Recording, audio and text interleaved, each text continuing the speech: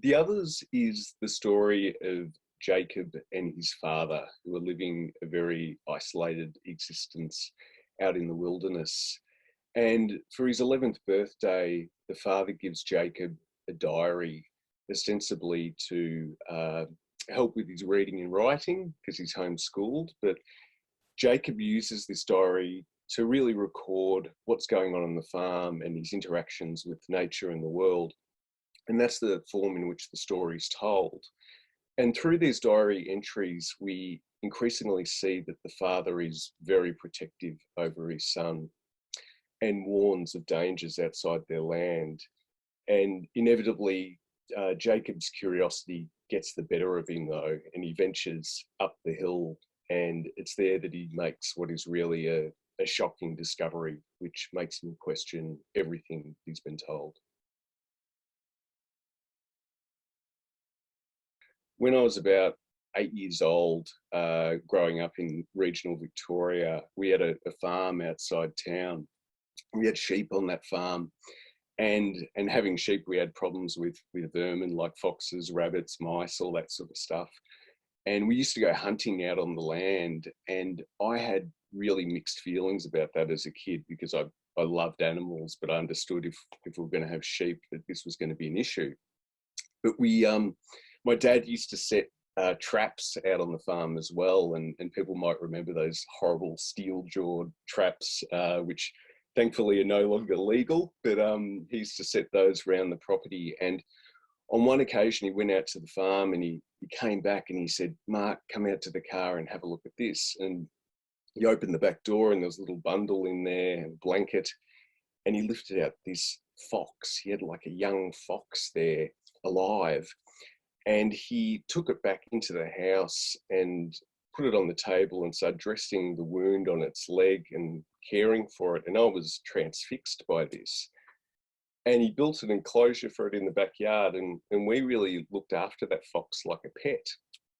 And I suppose, as you know, an 8-year-old kid, it was one of my first insights into some of the complexities and contradictions of the adult world, but also parenthood. And I returned to that story and wrote a fictionalized account of it in a short story form back in 2016, which was published in Meanjin.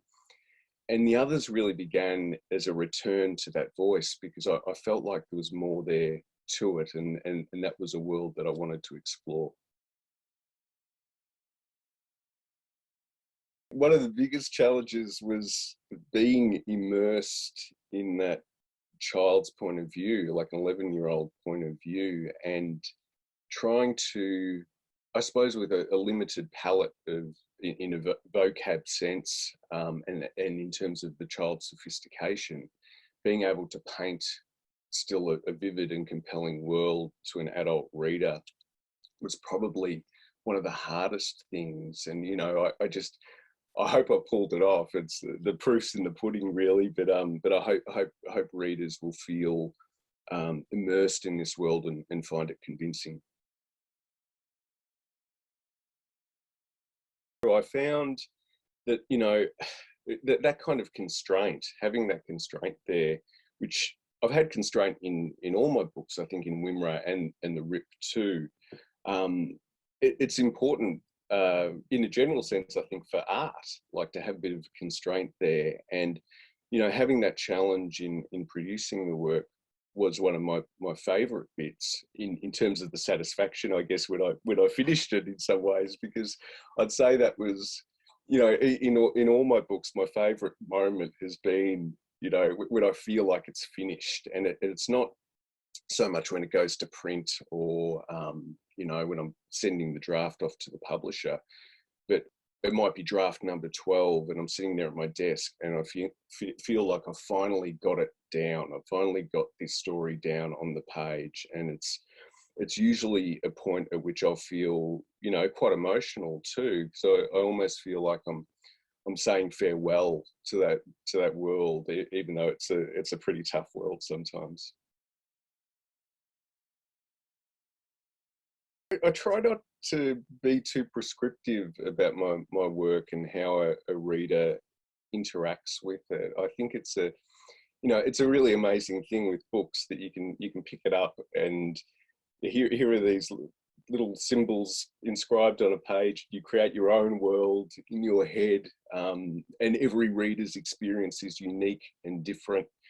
And that's what has been one of the best parts of being a published author, is you'll have readers come up to you and go, oh, I loved how this happened or that happened, and they'll have a completely different interpretation compared to another reader. So I kind of, I'm careful about being too prescriptive about what I want a reader to take from my work. But I suppose the biggest thing for me with the others is that I hope they feel immersed and convinced by this world, and that they're inside of that, and that almost, that I fade into the background, like the author's hand isn't there anymore. And that's really, what I love in reading fiction, when you feel like you're inside of the story, and I hope that readers have that experience with the others.